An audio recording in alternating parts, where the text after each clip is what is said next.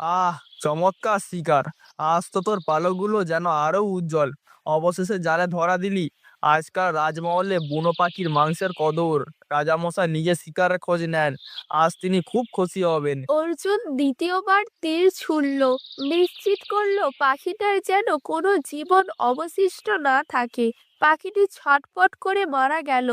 অর্জুন পাখিটি তুলে নিল এবং গর্বিত ভঙ্গিতে গ্রামের দিকে চলল।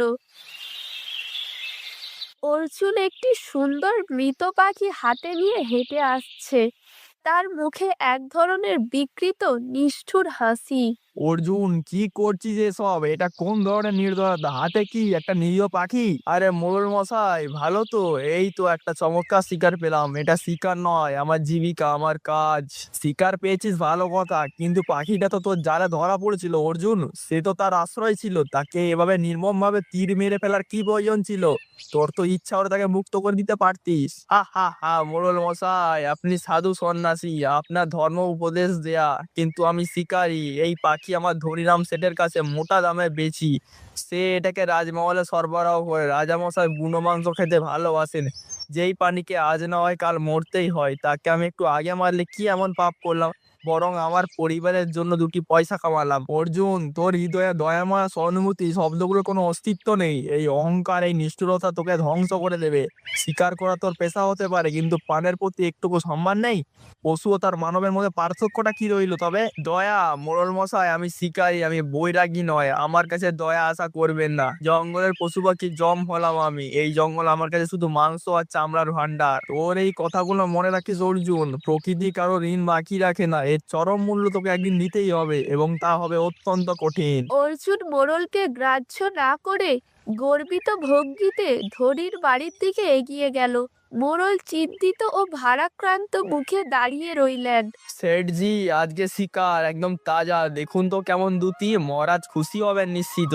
আহা অর্জুন, তুই তো একেবারে সময় মতো এসেছিস। মহারাজ কালই লোক পাঠিয়েছিলেন, বলছিলেন তার জিভে নাকি অনেকদিন ধরে বুনো পাখির মাংসের স্বাদ লাগছে না। বাহ, তোর ভাগ্য ভালো, মহারাজ খুশি হবেন আর তোরও ভালো দাম মিলবে। আজ তোকে দুটো মোহর বেশি দেবো। ধনীরাম খুশি মনে অর্জুনকে কয়েকটি সোনার মোহর দিল। অর্জুন হাসি মুখে সেগুলো নিয়ে ঘরে ফিরল। ঘরে স্ত্রী রাধা আর মেয়ে চম্পা ছিল। রাধা উনুন জ্বালাতে ব্যস্ত। নাও রাধা, আজ খুব ভালো রোজগার হয়েছে। আজ ভালো খাবার হবে।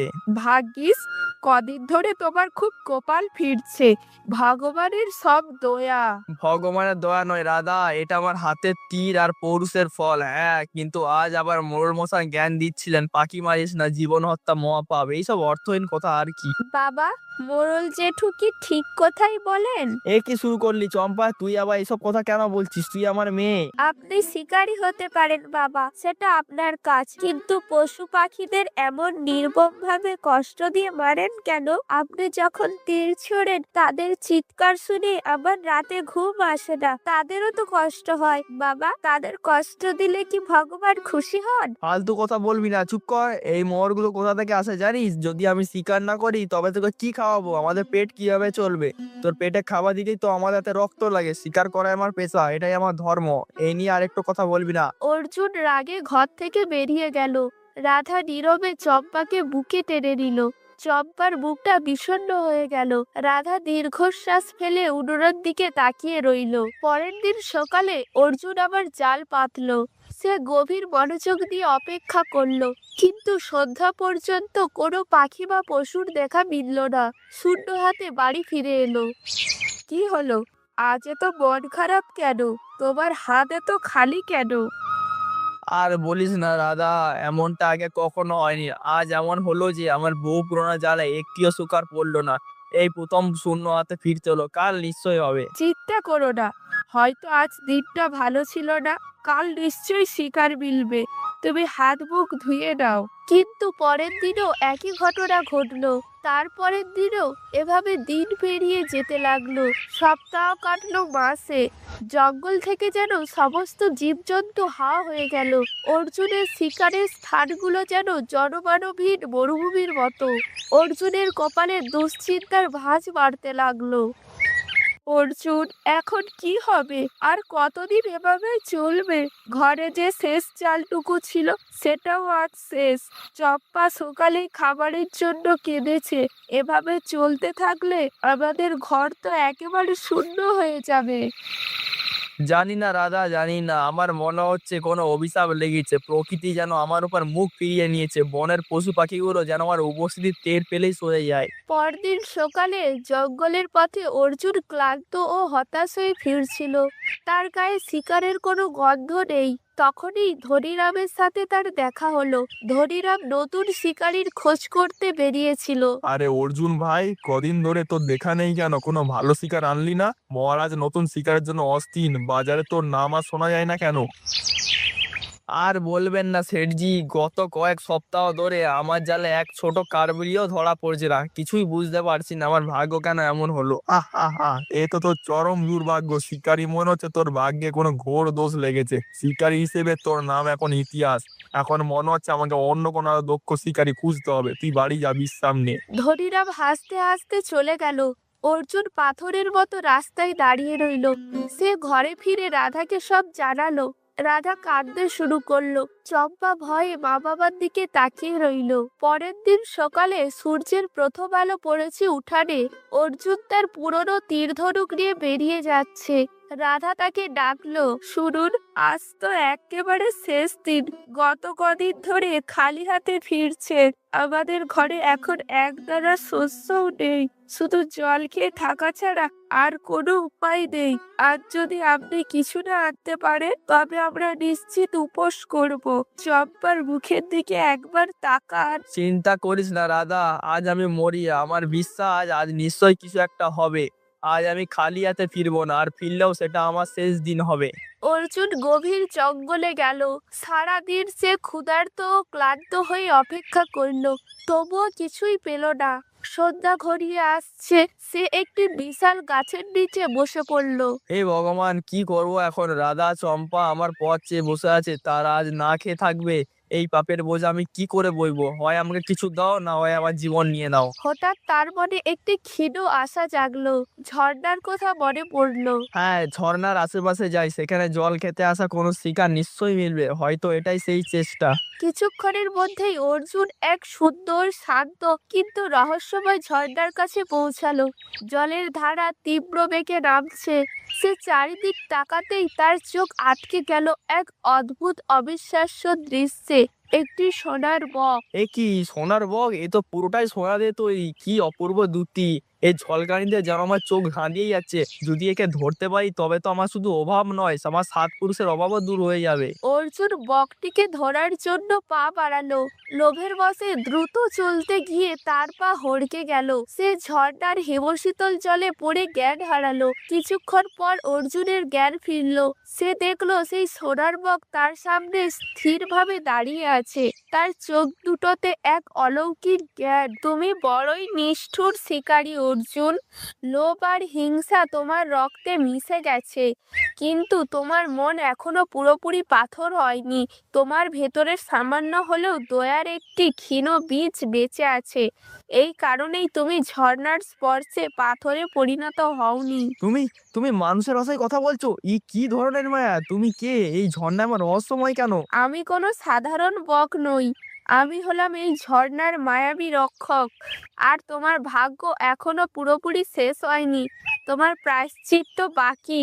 তবে এখন তোমার যাওয়ার সময় হয়ে এসেছে। না, আমি খালি হাতে ফিরতে পারি না। আমার অভিশাপগ্রস্ত, আমার পরিবার অভুক্ত থাকবে। আমার মেয়েটা, আমার স্ত্রী আমার উপর নির্ভর করে। আমাকে দয়া করুন, আমি না থাকলে তারা না খেয়ে মরে যাবে। ঠিক আছে, আমি তোমাকে সাহায্য করব, কিন্তু তার বদলে তোমাকেও একটি কাজ করতে হবে।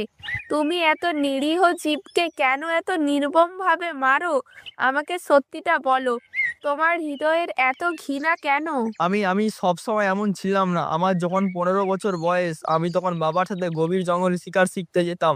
একদিন আমার চোখের সামনে এক বিশাল হিংস্র বাঘ আমার বাবাকে টুকরো টুকরো করে মেরে খেয়ে ফেলেছে। আমার বাবা আর্তনাদ করেছিলেন, আর আমি অসহায়ের মতো তাকিয়েছিলাম। এই দিন থেকেই আমার মনে পশুদের প্রতি এক প্রবল ঘৃণা, এক তীব্র প্রতিশোধ চেষ্টা জন্মেছে। আমি শুধু প্রতিশোধ নিতে চেয়েছি সব পশুর কাছ থেকে। বাঘ তার স্বভাববশত তোমার বাবাকে মেরেছিল, কিন্তু তুমি তো মানুষ। মানুষের ধর্ম দয়া, হিংসা নয়। হিংসা তো পশুর ধর্ম। মানব তখনই মানব যখন তার হৃদয়ে দয়া জীবিত থাকে। প্রতিশোধের আগুন তোমায় মানুষ থেকে পশুতে পরিণত করেছে।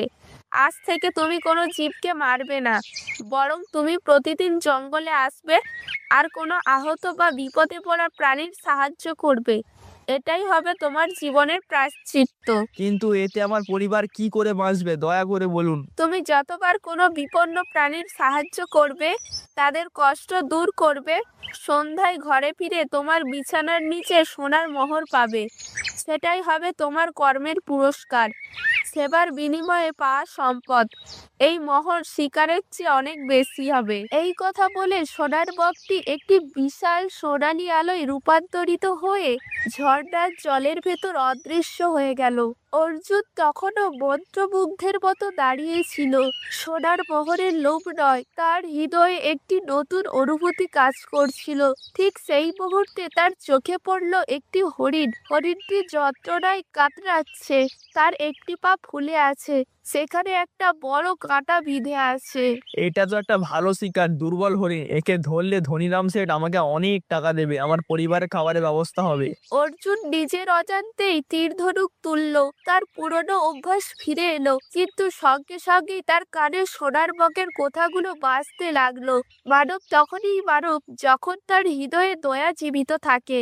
সে থমকে গেল, হাত কাঁপতে শুরু করলো, তীর ধনুক নামিয়ে মাটিতে রাখলো। না, আর না, আমি আর কোনো নিরীহ জীবকে মারবো না। আমার ভাগ্য এখন থেকে অন্য পথে চলবে। অর্জুন হরিণটির কাছে গেল। সে আর শিকারী নয়, সে এখন সেবক। সে অত্যন্ত সাবধানে হরিণটির ফোলা পায়ে হাত রাখলো। ধীরে ধীরে তার পা থেকে কাঁটাটি বের করলো। কাঁটা বের করতেই হরিণটি তীব্র যন্ত্রণায় ছটফট করলো। অর্জুন চোখের জল মুছে পাশে থাকা ভেষজ গাছের পাতা পিষে সেটিকে ক্ষতস্থানে লাগিয়ে দিল। হরিণটি শান্ত হলো। সে কৃতজ্ঞত আবেগপূর্ণ দৃষ্টিতে অর্জুনের দিকে তাকালো এবং খোঁড়াতে খোঁড়াতে গভীর জঙ্গলে মিলিয়ে গেল। অর্জুন ঘরে ফিরল। রাধা উদ্বিগ্ন হয়ে দরজায় দাঁড়িয়েছিল। কি হলো, আজও কিছু পেলে না? চম্পা খিদের জ্বালায় ঘুমিয়ে পড়েছে। না রাধা, আজ শিকার পাইনি, কিন্তু আজ আমি একটি আহত হরিণকে সাহায্য করেছি, তাকে বাঁচিয়েছি। অর্জুন রাধাকে সমস্ত ঘটনা বলল। রাধা বিশ্বাস করতে পারছিল না। তারপর ক্লান্ত হয়ে বিছানার কাছে গিয়ে বসলো। হঠাৎ তার চোখে পড়ল বিছানার নিচে, সেখানে 10টি উজ্জ্বল সোনার মোহর ঝকঝক করছে। দাদা দেখো, এ কি 10টা সোনার মোহর, এ কিভাবে সম্ভব? এই তো কিছুক্ষণ আগে এখানে কিছুই ছিল না। এখনো পর্যন্ত কেউ দরজা দিয়েও ঢোকেনি কিন্তু ঘরে। অর্জুনের চোখ দিয়ে জল গড়িয়ে পড়ল। আজ তা দুঃখের নয়, আনন্দের ও অনুতাপের জল। বকটি সত্যিই বলেছিল, আমার প্রায়শ্চিত্ত শুরু হয়েছে। ঠিক তখনই চম্পা ঘুম ভেঙে ছুটে এলো। তার চোখে জল নয়, এক নতুন আশা। বাবা, কথা দাও, আর কখনো তুমি পশু পাখি মারবে না। তুমি এখন আমাদের কাছে শিকারী নাও, তুমি আমাদের রক্ষক। আমি প্রতিজ্ঞা করছি চম্পা, আমি প্রতিজ্ঞা করছি রাধা, আমি আর কখনো কোনো নিরীহ প্রাণীকে ক্ষতি করব না। কাল থেকে আমি শিকারী হিসেবে নয়, বনের প্রাণী সেবক হিসেবে জঙ্গলে যাব। এরপর থেকে অর্জুন রোজ জঙ্গলে যেত এবং বিপন্ন প্রাণীর সেবা করত। সে একনিষ্ঠভাবে তার প্রায়শ্চিত্ত চালিয়ে গেল। রোজ রাতে তার বিছানার নিচে সোনার মোহর মিলত। কয়েক বছরের মধ্যেই অর্জুন গ্রামের সবচেয়ে ধনী এবং সম্মানিত ব্যক্তি হয়ে উঠল। সে শিকার ছেড়ে ফলের ব্যবসা শুরু করলো এবং তার সততার জন্য সকলের কাছে প্রিয় হয়ে উঠল। আরে অর্জুন, তুই তো শিকারী ছিলি, এখন ফলের ব্যবসা করছিস। তোর এই আশ্চর্য মানসিক পরিবর্তন দেখে আমার মন ভরে গেল। তুই সত্যি ভাগ্যের শিকারী। মোড়ল মশাই, এখন শুধু মানুষের সেবা আর জীবজন্তুর প্রতি দয়াই আমার ধর্ম। আমি আমার পাপের প্রায়শ্চিত্ত করছি। অর্জুনের সাফল্য ধনীরামকে ঘুমাতে দিল না। সে ঈর্ষান্বিত হয়ে একদিন অর্জুনের কাছে গেল। তার চোখে তীব্র লোভ। অর্জুন, এটা কেমন অলৌকিক ব্যাপার? তুই শিকার ছেড়ে অত উন্নতি করছিস, তোর কি কোনো গুপ্তধন হাত লেগেছে? কোনো গোপন ধন তোর হাতে এসেছে? খুলে বল। সেঠজি, আমি সম্মানিত ব্যক্তি, আমি আমার কাছে কোনো কথা লুকাবো না। ও, তাহলে ওটা ছিল মায়াবী সোনার বক। এ কি, তুই তাকে ধরিসনি কেন? যদি আমি ওকে ধরতে পারি তবে আমি তো সারা বিশ্বের সবচেয়ে ধনী হয়ে যাব। আর দেরি নয়, অর্জুন তো বোকা ছিল তাই ওকে ছেড়ে এসেছিল, আমি এমন ভুল করব না। পরের দিন ধনীরাম লোভের তাড়নায় জাল নিয়ে ঝর্ণার দিকে গেল। সে দেখলো সেই সোনার বকটি ঝর্ণার পাড়ে হেঁটে বেড়াচ্ছে। ধনীরাম বকটিকে জালে ধরার জন্য পা বাড়ালো, কিন্তু তার পা হড়কে গেল এবং সে ঝর্ণার হিমশীতল জলে পড়ে গেল। উফ, কি হচ্ছে আমার শরীর, এটা তো ধীরে ধীরে পাথর হয়ে যাচ্ছে। লোভী মানুষ, তোর মন শুধুই লালসা, হিংসা আর ঈর্ষায় ভরা। তোর হৃদয়ের গভীর থেকে দয়া মায়া সব বিলীন হয়ে গেছে। যার হৃদয়ে দয়ার স্থান নেই, সে মানুষ থাকতে পারে না।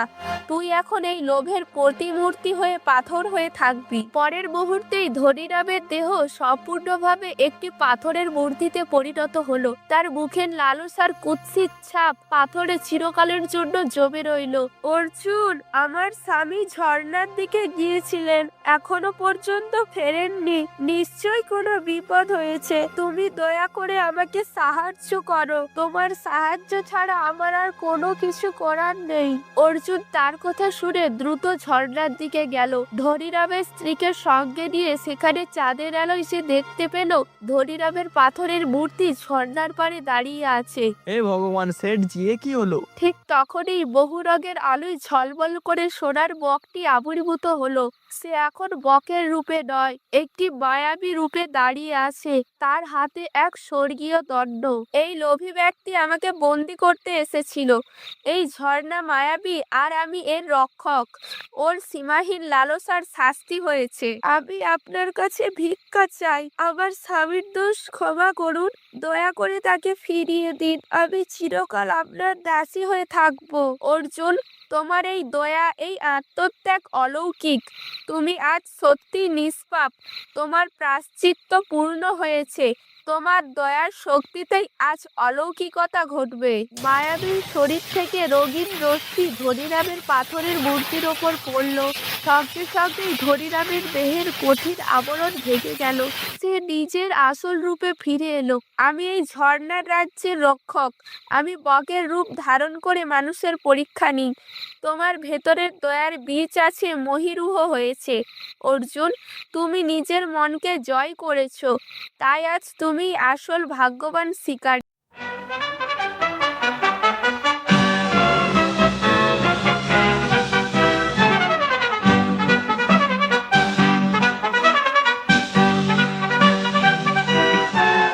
জঙ্গলেতে আজব খেলা, খুশিতে মন মাতো আরা, টিম টিম তারা ছটা, শুনবে মজার সব কথা। এই তো এসে গেছে তো জঙ্গল স্টোরি বেল। দাদু হাসি বসে আছে, চশমা চোখে সুর নাচে, টিলিং টিলিং ঘন্টা বাজায়, গল্প শোনার দিন যে আজায়। এই হলো দ্য জঙ্গল স্টোরি বেলের জাদু। শোনো শোনো গো বন্ধুরা, কান পাতো সব ভাই বোনেরা, দাদু হাতির জাদুর ঘন্টা খুলবে সুখের গল্প খাতা। শুধু দ্য জঙ্গল স্টোরি বেল গীত, খরগোশ শিয়াল বানর ছানা, ময়ূর নাচে পাখি গানা, সবাই এলো ছুটে ছুটে মজার গল্প শুনতে বটে। সবাই যে দ্য জঙ্গল স্টোরি বেলে এসেছে। দ্য জঙ্গল স্টোরি বেল, মজা হবে খেলবেও খেল। দাদু হাতির জাদুর ঘন্টা, গল্পে ভরুক সবার মনটা। শুধু দ্য জঙ্গল স্টোরি বেলে, the jungle story bell, subscribe now.